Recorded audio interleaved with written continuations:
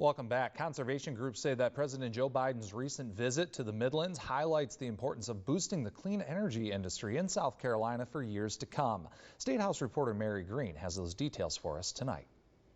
Conservation Voters of South Carolina says what this state lacks in coal and gas deposits makes it a natural fit to becoming a nationwide leader in clean energy manufacturing. We're seeing South Carolina really leading the pack in many ways when it comes to clean energy economy.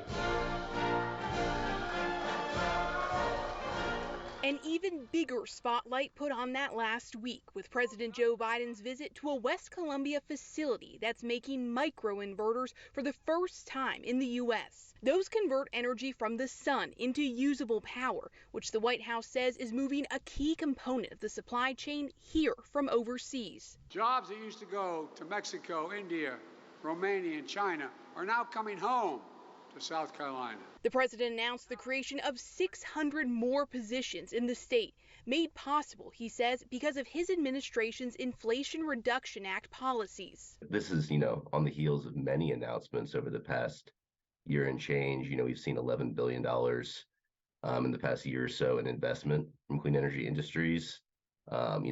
14,000 or so jobs, brought to the state. Those aren't the only green jobs coming to South Carolina, which is also heavily recruiting companies in the electric vehicle manufacturing field to invest here. In just the last year, companies have committed billions of dollars and thousands of jobs in the Palmetto State as they ramp up production to build electric vehicles and related parts like batteries. Conservation Voters of South Carolina says this, coupled with the president's visit, shows South Carolinians can support clean energy while also supporting businesses based in their state. I think a lot of people, when they think of clean energy, they're worried that, a lot of this stuff is coming from overseas. We have storage facilities that have been announced in South Carolina. We have, a slew of EV manufacturers.